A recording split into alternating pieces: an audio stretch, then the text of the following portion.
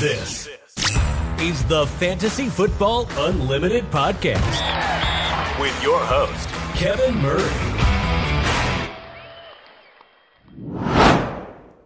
Welcome to the Fantasy Football Unlimited podcast. I'm thrilled to have a FSWA Hall of Famer on the show. It's none other than RotoWire co-founder Jeff Erickson. Welcome to the show, Jeff.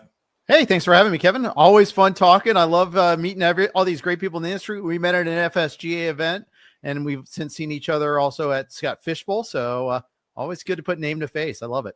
Indeed. No, it's always fun connecting with you. We did get to compete together in Scott Fishbowl SFB League last year, I believe.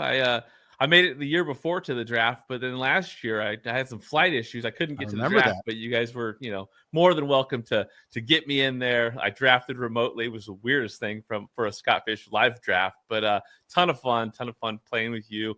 And again, meeting with you, in past FSGAs, it's been great. So I'm thrilled to have you on this show. Obviously, we'd love to share stories, share the journeys behind some of the best analysts in this space. And so, in your case, you've been around for a while. You're a Hall of Famer. That's pretty amazing.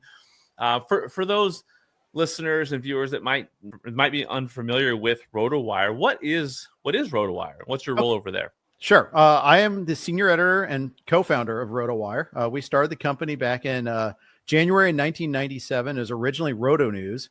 And we went through quite a journey. It started off with baseball coverage, launched football pretty quickly thereafter. Started on the side, three of us, myself, Peter Shanky, and Herb Ilk. He's like the fifth Beatle. Herb never gets any pub because he was on the tech side, never went to any of these conferences or anything like that. And it's been a fun story. In 99, we got bought out by a company called Broadband Sports, moved from Chicago to LA. Thought I'd be in LA for a couple of years, moved back to Chicago instead, met my wife. Turns out I like her, want to be around her. So I stayed out here even when the company moved back to Madison, Wisconsin. The company that bought us was Broadband Sports. They went out of business in 2001 in the first internet bubble, and we became RotoWire at that point in time because they had our domain name and we didn't get it back from them. So we became RotoWire instead of Roto News, and kind of been through that, going up and down since then, and mostly up. It's so much fun that I get to work in fantasy sports for a living. My girls know my story. They often say it for me. I turned a hobby into a business, and it's great. It's really fantastic. The people we've met in this space, the day-to-day activity that I get to do for a living, the stuff that's considered work for me. It's surreal. It really is surreal that we've kind of created a career out of whole cloth. Well, and there's some amazing people at RotoWire. You guys just recently, this last year, did like a rebranding, which is probably fun energy, with that that makeover essentially. Yep. But yeah, amazing people. We'll talk more about RotoWire in a bit. But yeah, you said you turned a hobby into a career. The hobby had to have been founded with a passion for sports. If we go back to early days growing up, what was your fandom with sports? When did you kind of become a huge sports fan? And who are some of the favorite players and teams across the whole sports spectrum for you growing up? I'm sure it started with my dad. My love of sports started with my dad and my mom for that matter too. But he was a big Cincinnati Reds fan. I grew up in Indianapolis, Indiana. My first baseball memory was the Big Red Machine playing the Yankees in 1976. Barely remember that, but I do remember they went to a World Series game. The Reds swept the Yankees that year. It was just weird. Indianapolis was the farm affiliate for the Reds at that time, the AAA affiliate. So that's where it started, my love of sports, just playing sports in the neighborhood too. And I just had a love for all sports, and it kind of grew that way. My mom was a big hockey fan. She has like Gordie Howe's autograph, Terry Sawchuk's autograph, and all that. So I'm a Red Wings fan because of her. My dad didn't care about hockey at all, but between the two, I saw Wayne Gretzky play as a minor leaguer actually in Indianapolis. So that was kind of cool.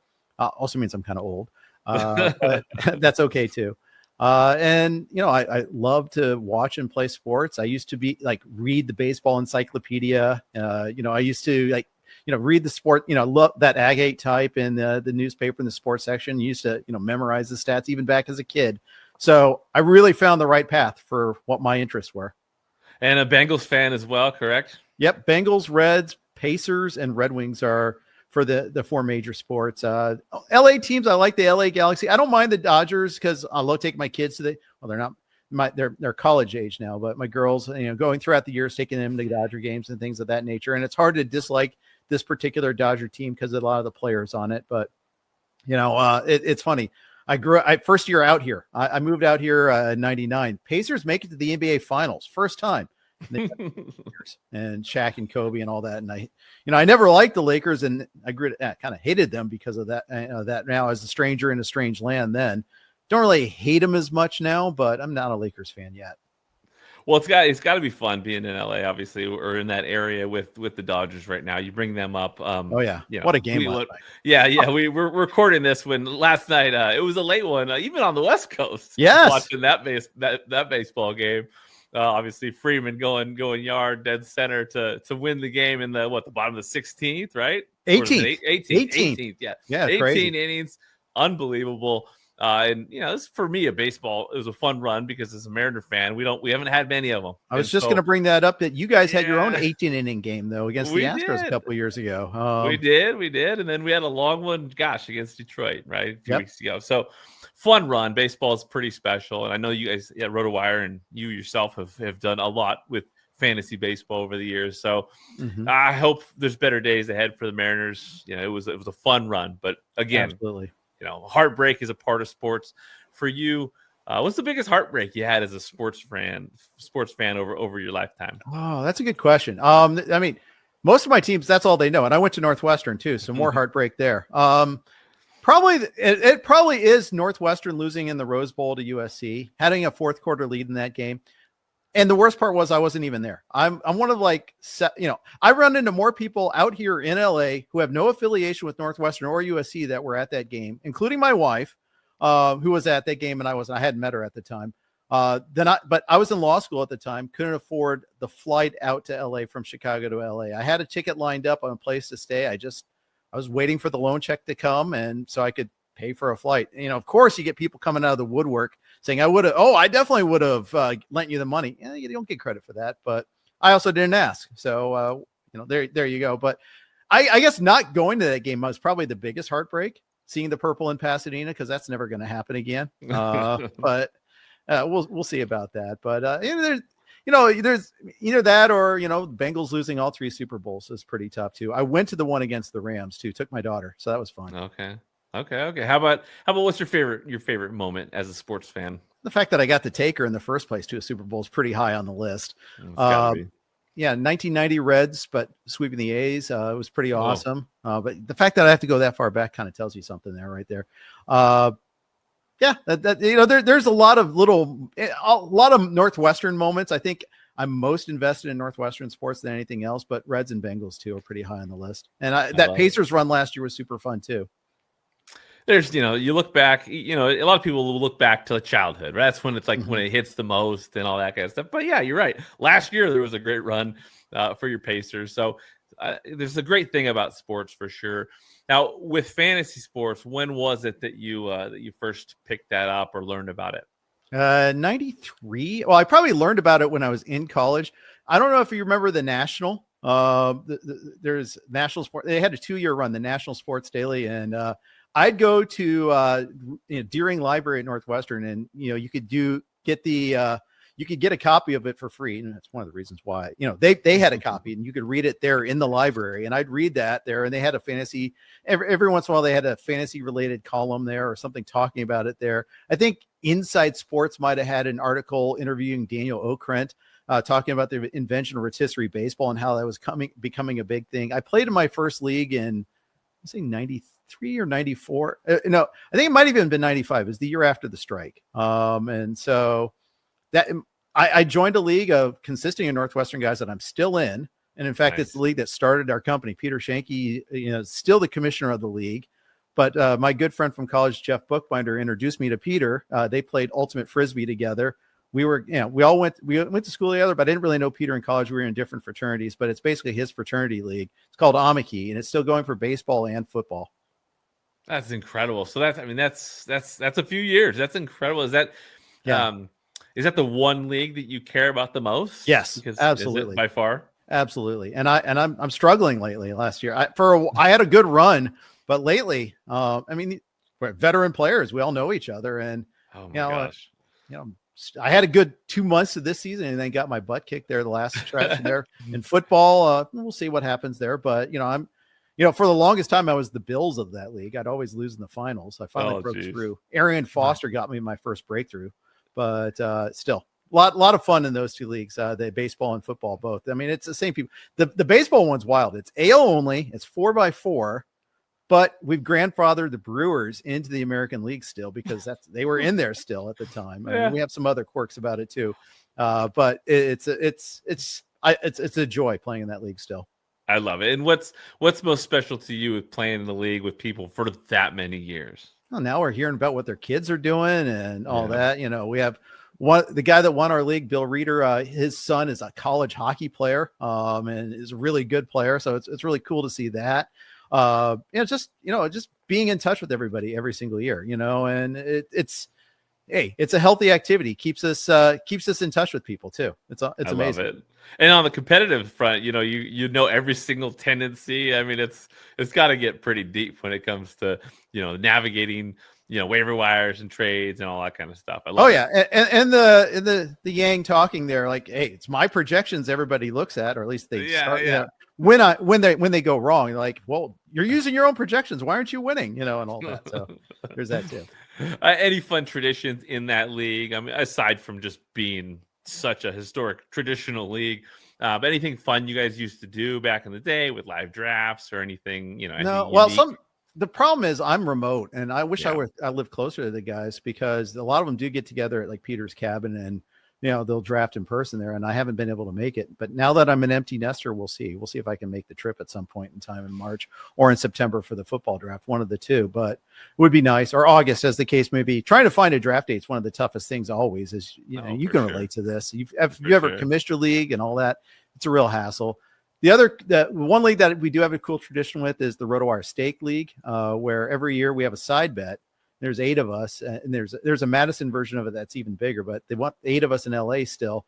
We get together at Taylor Steakhouse, and we have a big dinner, but we have a side bet based on total points. 8 of us participating, top 4 in points, eat for free, like drinks, appetizers, dessert, you name it. 5th place pays for himself 1/8 of it. 6th and 7th pay for 1/4 of it, and the dreaded double buyer, the last place person, pays for 3/8 of it there. And it's just, we get together for a nice dinner, and we don't order $1,000 bottles of wine or anything like that. And no doggy bags allowed. You got to eat what you order. So none of that the tomfoolery there, like you'd see from like a team dinner or whatever. But still, it can get punitive. I love it. Any all-time favorite memories just playing this great game? Well, the worst beat I ever had was in fantasy football. I lost a championship game, and I forget the exact year, but it was the year Drew Brees set the record for like touchdown passes in a given year, and they brought him back into this game so he could break the record at home. And I lost by 0.2 of a point in that fantasy title game because they brought Drew Brees back into the game. It was a year when the Saints were just a machine too. So they would have done it the next week, but they didn't want to do it on the road. They wanted to have him do it at home. That's amazing. So back in the day, again, when you're, first picking up fantasy, like those early 90s, and obviously beyond that, do you remember some of the content that you consumed, some of the analysts that you were actually consuming their content? It has to start with John Hunt and Baseball Weekly, which was before it was Sports Weekly, and now Steve Gardner's carrying that torch now. And they only did baseball too at the time, but John Hunt was the man. Everybody knew who John Hunt was. He had the biggest platform. When he mentioned us, when we got started, it was this big deal. John Benson was another big name. Ron Chandler was a big name. Ron Chandler, special love for Ron Chandler. He's one of the big mentors in the fantasy sports industry. He's helped launch a ton of careers, and he's always been mindful of his role in the industry too. That he's always been someone trying to promote the greater whole and not just his own company too. Something that hopefully I try to do, and others can try to do as well, because he has that spirit in mind. He's one of the godfathers of the industry. He's been amazing. On the football side, Bob Harris is one of those guys that's been doing this forever. Bob's an amazing person. there's just so many people, Kevin. You know this. You're interviewing people in the industry just for this specific purpose too. So you've run across all kinds of great stories. Just people trying to preserve the legacy of fantasy sports, and that our industry is not Coke versus Pepsi. There might be some companies that are rivals, but for the most part, the people that provide content, especially, we're all in this together. We're all trying to grow the pie. Even today, even though now that we're a mature industry, it's a little bit different than it was 25 years ago when any mention on ESPN was amazing. Oh, they mentioned fantasy. Oh, that's incredible. No, but even now, where we're a little bit more mature, we're all we enjoy each other's company. There's events like the Fish Bowl. There's events like the Expo or the FSGA conferences, Labor, Tout Wars. I'm going to First Pitch Arizona next week. It's another thing Ron Chandler did that started that up. Now it's Brent Hershey and Ray Murphy at Baseball HQ running the show, but Ron still has a big part of that. Point is, though, we all enjoy each other's company. We all enjoy trying to grow the pie. And that's one of the things I think is really cool. So how did it begin with you with again, founding the company? Like, what was it that led to let's do this? Sure. So Peter Shanky had the idea initially. He worked for the Wall Street Journal at the time, and he wanted to get into the internet as a whole. He was a reporter for the Wall Street Journal and saw its growth. Originally dabbled with maybe building a wedding site, saw that was already done. Instead, he came to me and Herb. Herb wanted to build the site, and Peter wanted to do the business. He goes, Jeff, you're good at our leagues.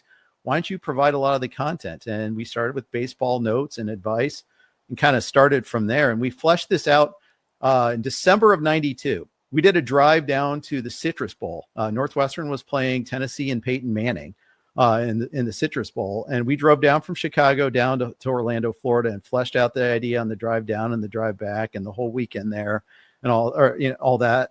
It's a crazy drive too, like a 20-hour drive on the way home. We did it in one fell swoop, but just that got us the kernel of the idea. And okay, we could do this, we can do that. We started launching the company, did a soft launch in January 97 and, getting ready for that 97 baseball season. That's amazing. So what's been the most rewarding part of this whole journey for you? I mean, there's so many parts. The fact that I get to do this for a living. I mean, I went to Northwestern, which is a great communication school. I took zero zilch nada radio, TV, film classes. I was a poli-sci major, get into law school major. I was studying for the bar exam when we launched the company, passed the bar, got sworn in, never practiced a lick. So I'm a recovering attorney, but just seeing our company grow, get bigger, just do things, adding all these amazing people. We have like 60 full-time employees now, over 200 part-timers, just that in and of itself. And I might have the exact number wrong because I don't do hiring anymore. I get to talk for a living. It's crazy. It's surreal that I don't even deserve this background, and yet I have it. And just the fact I feel like I've kind of got the system beat. I get to talk about fantasy sports for a living, for crying out loud. I go to any one of these drafts. I go to any one of the, where I'm going to First Pitch next week. I'll see all these people that I've met every year at conferences, and just like I'm kind of somebody, which is kind of cool, which is neat. It's weird, and it's like, hey, that's awesome. These are my people. This is what I get to hang out with. We get to watch ball. We'll play some poker together and just hang out, do this conference. That's amazing. The fact that I've got a job where I work a lot of hours, but they're my hours. I set whatever time frame I need. I got to be really present in my daughter's lives. I got to coach both my girls' soccer teams. I coached for like 13 years in AYSO, another amazing organization. I really, really got lucky. I could have been very blessed, miserable in my career. I took some chances to do this, and I'll get, hopefully I was an addition. I was able to help build this company, but I've been riding its coattails too. I really am blessed. I love it. That's fantastic. Now, there are a lot of people obviously in this, in this community that are driven to this community because they love fantasy. They love the game. Mm-hmm. They want to get more involved in content creation. What advice do you have for people that are kind of looking to, get establish their own niche or to be noticed by a company like RotoWire? I mean, just keep pounding, keep driving. It's tougher. It's way tougher now than it was when we started. There was a lot of open pasture when we started. Now it's a lot more of a mature industry, but say yes Say yes to doing, if it's podcast, to writing an article, to editing notes, whatever the company it is that wants you to do work for you, for them, do it. Start up a podcast, start up a blog, do your Twitter feeds, or, whatever the new method is too, be at the forefront, show me a new way that I haven't thought about things. I bet just get your reps, get your reps in, build your voice, build your line of analysis, believe in yourself. You got to bet on yourself. It's not going to be easy now, even with the amount of tutoring we can give, the amount of number of companies are out there. There's no like fantasy sports major you can take. So that also means there's no set path you have to take. There's a lot of ways to approach this. I'm a recovering attorney. My former co-host Chris Liss is as well. That's one of the reasons why we worked well together on radio for such a long time. I feel like we had a shared experience as far as that goes. But there's so many different ways to get in. I mean, you can come from so many different backgrounds. Don't be intimidated because the industry is more mature. You belong here. You just keep knocking on that door. Someone will open it. Yeah, and you mentioned earlier, some of the events in the industry. I mean, what a great way to network, which is a huge part, meeting people. Talk about your experience just like attending a live Scott Fishbowl draft. I'm sure you've been involved in Scott Fishbowl drafts for a long time. What was it like for the live events to start, and what did you get from those experiences? I was a little behind the curve on that. My first live one was, I think this is only my third live one. And I met you down at, we were down at Trophy Smack, and I know you couldn't make it last year. And now this year is a different location in downtown LA, but it's a fun celebration. And it's the essence of what we're doing. We're getting together for a draft. And one of the things I like that Scott's done is it's not restricted to just industry folks. It's avid players, people that really just want to be a part of it there. And though, they're experienced players, they're just as good a player. They may not be able to tell you who to draft sometimes, but they can draft that person very easily. And let's face it, we're not inventing the wheel here. The level of analysis has gotten way better over time, but it's still, the barrier in entry is not super high. We can do this, but I love that it's Scott's inclusive. Scott's trying to build a bigger whole, and that's one of the things I like about that. And more live events are great. Always getting together in person, shaking someone's hand, saying hello to them, hanging out with them, talking and having conversation with someone. That's what we're all about. That's why fantasy works in the first place. That's why it took off the way it did. It channels three things. One, love of sports. Two, love of gaming. And then three, sense of community. And I think all those things, all three legs are really important. That's great. And then the Expo is obviously a huge community event. Highly recommended for anybody that wants to get out to the Fantasy Football Expo. That's on my bucket list. I haven't. Yeah, you got to get out there. They're going to move it to July this year. I think it makes it a little easier for people that had problems in August. But it's such a great event for the community. Getting to meet people. But FSGA is another thing that I've met with you there. That's something it's a little different perspective for people that are like maybe have their own podcast, like independent. Taking the leap to go to an FSGA. What can people get out of attending an FSGA event? I think if you're serious about wanting to do a business proposition in the industry, it's very helpful. I think it's more business oriented than content oriented. There are some years more content than others, and it's still valuable in that respect. But I really think the business side of things is a greater point of emphasis there. And I think if you're, the barrier to entry is a little higher there. There is a cost associated with the conference there. You did that yourself, and you're taking a chance by doing that there. But you also put yourself in in front of a bunch of people there that can really further you along. So that's the thing that I think really helps. If you're just trying to start off as maybe a writer, or even like you don't know if you want what role you want to have in the community, I probably wouldn't go that route. I would probably I'd build first, then try to do something like that, just because it's not a small commitment to do that there. I'm curious about your experience. Is that kind of like the path you wanted to take first? How did you go about doing it? Yeah, I mean, it was my first FSGA was 2019, and it really was just looking for an opportunity to meet people in the industry. The Expo was not a thing really at that point, thriving. So I had freshly come off of I went to the National Fantasy Football Convention down in Texas, right? Okay. I think that's what it's called. It was like the Tony Romo event, if you remember that, I do right? remember So that. got to meet a lot of people that way. And this was like a year after I had won the ESPN Commissioner of the Year thing. And it was such a fun time in my life because I love, been in fantasy, playing fantasy since 95, just addicted to the game, loving everything for my leagues and trying to do everything to make my league experience fun. And so I won the Commissioner of the Year award, went to Bristol, met ESPN people there, got to spend the day at their fantasy ranking summit. So got to spend the day with the whole ESPN crew it was an incredible experience. It kind of opened my eyes to, wow, this, I've been loving fantasy for so many years, but I didn't realize this whole world existed of brands like a RotoWire or like a Football Guys or, so many other companies out there doing content that as a consumer, I didn't even know existed, even though I was extremely dedicated to the game. I just kind of provide, I relied on the content or the platform to provide analysts. I was very familiar with the Yahoo people or the ESPN people, right? But I didn't realize what existed out there. And so then going to the NFFC conference or event, I got to meet more and more people. And I was just at a point where I thought, wow, how can I get in a position where I can,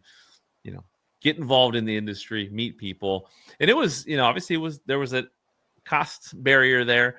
But I took the leap. I knew other people that had done that. I know the fantasy footballers years ago just kind of took that leap. I think I probably heard their story where they went to that event and met people. And for me, it's been so much fun. And I definitely understand that for some people it just doesn't work. But on the business side, you definitely get exposed to just a different area, a different realm of fantasy in the industry, which I think there's definitely value there, at least to check it out.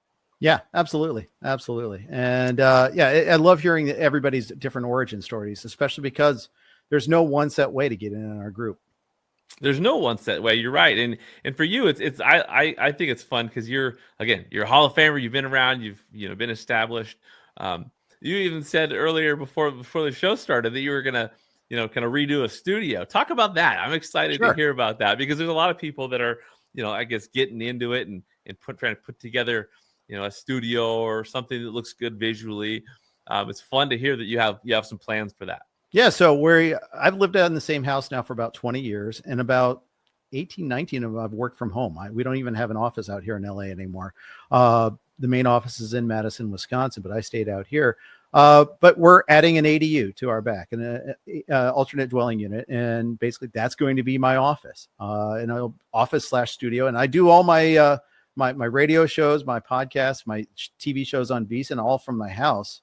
So for the first time ever, I'm going to have a dedicated space. I'm not, no dog barking in the background, nobody walking through the room, as the case may be. It'll be my space. So I'm looking for tips on how to set it up, soundproofing wise, by the way. So if anybody that's a audio expert wants to give me some tips, I'm all ears. Happy to hear them. But I'm excited though, because I'm finally going to get my own little dedicated space, and I can do the background the way I want. I can set things up, and it's maybe a slightly different version of a man cave, but it's cool. It's cool, my cool little carve out, and kind of the fruits of working hard for this time. Both my wife and I have good jobs now, and so it's being able to provide for ourselves is pretty cool. That's great. And it's an open canvas. I'm excited to see how it turns out for you. You got your own little studio back there. It's gonna be great. Exactly. Hey, let's dive into some rapid fire questions. I'll just throw out some questions, get to know you a little bit more. Okay. What do you enjoy most about what you're doing in the industry at this time? I just love the fact that I get to talk about all sports and I have multiple platforms to do it. I know how on Sirius XM, there's certain time periods of the year where it's only football or it's mostly baseball or all that. But I have to, whether it's podcasts or the fact that now I've been doing stuff on VEASAN, which is fun, different angle to be able to attack that there. I just get to tap into my love of sports and the fact that I love multiple sports.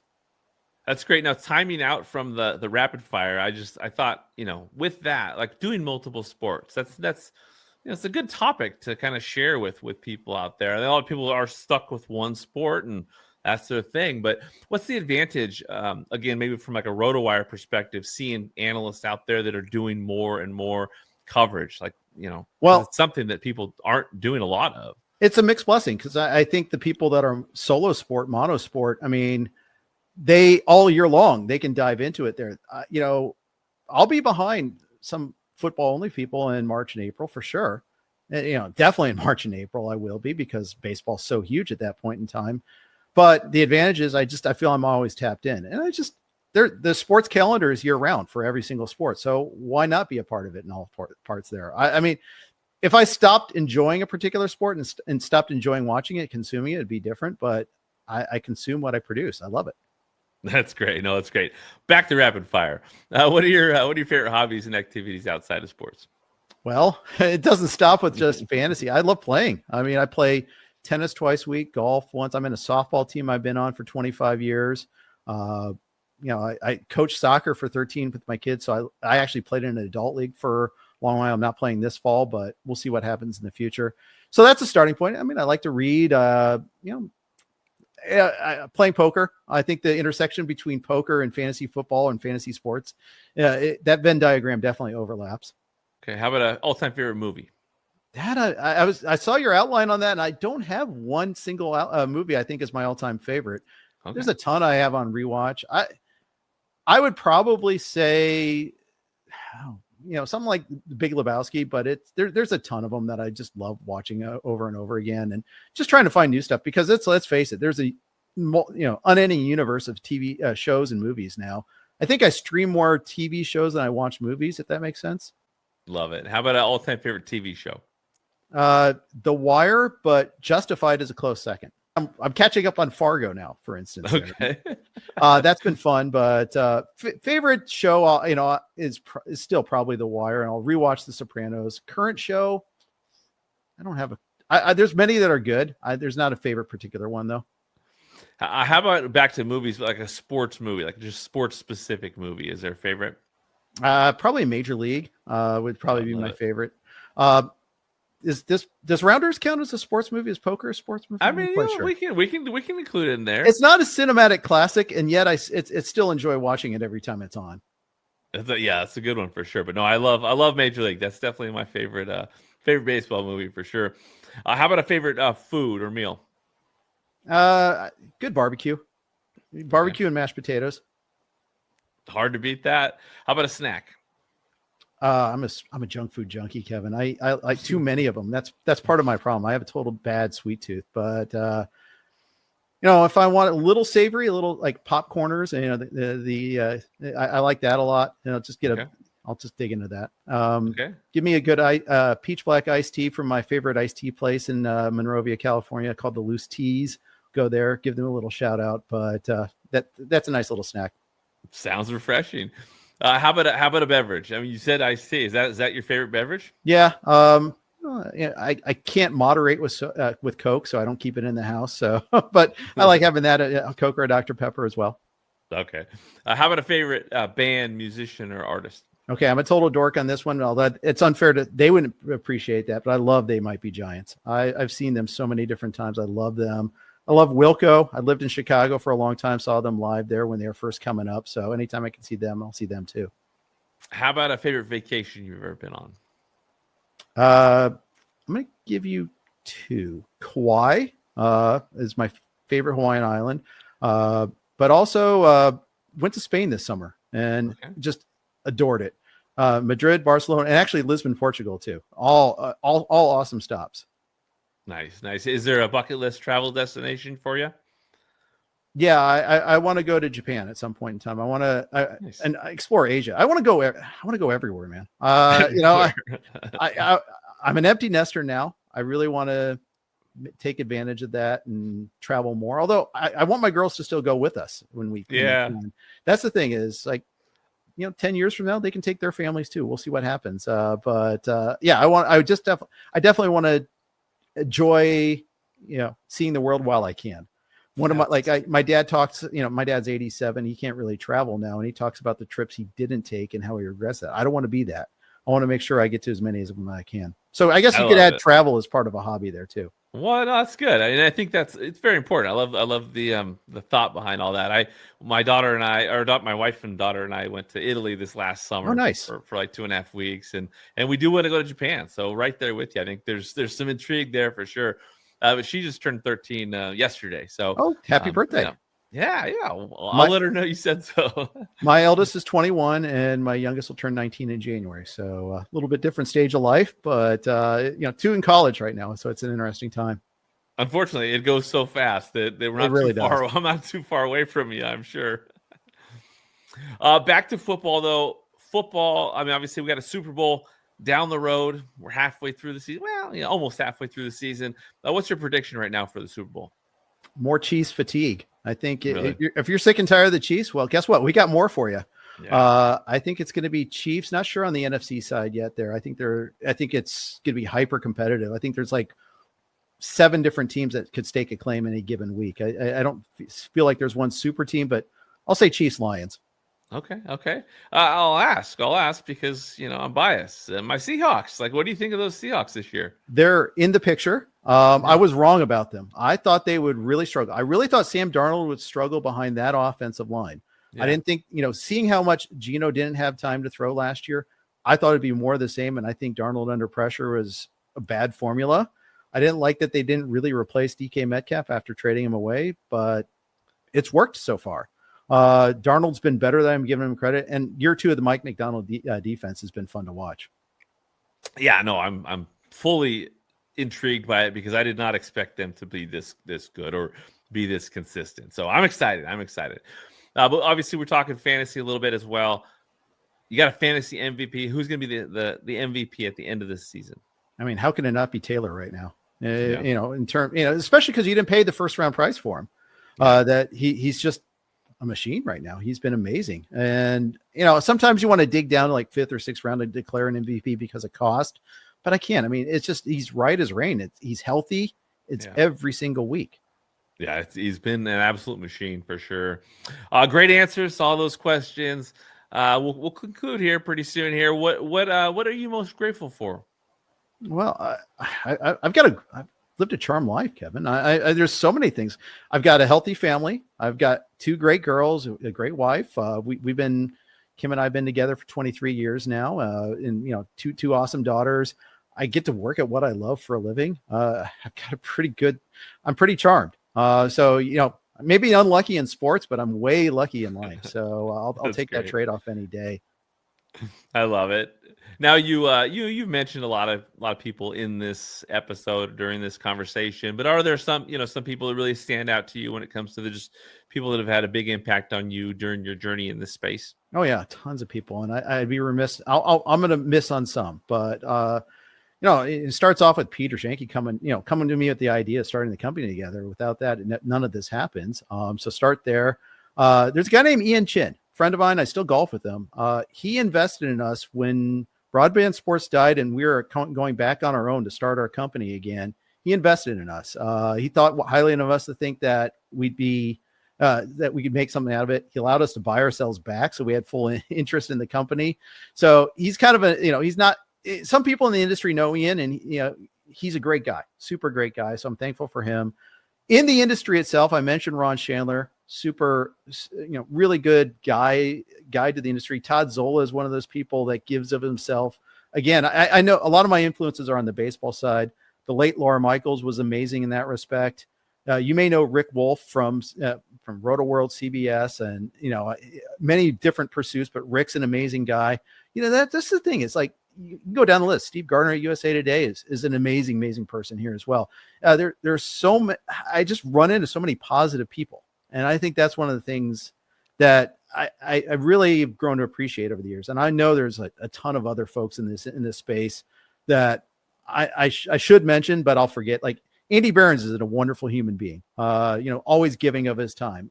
I've gotten to really know Chris Harris the last 5 years. I've known him for a long time, but I've really gotten to know him the last 5 years. He's a wonderful person. And it goes on and on. And every single person I interact with, they influence me.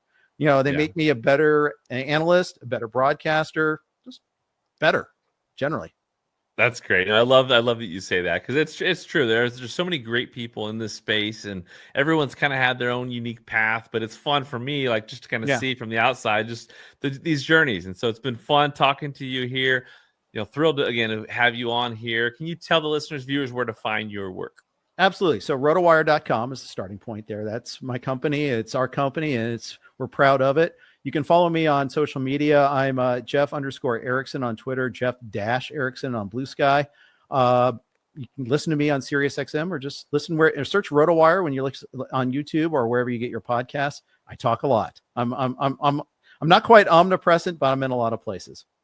I love it. Well, best of luck moving forward, Jeff.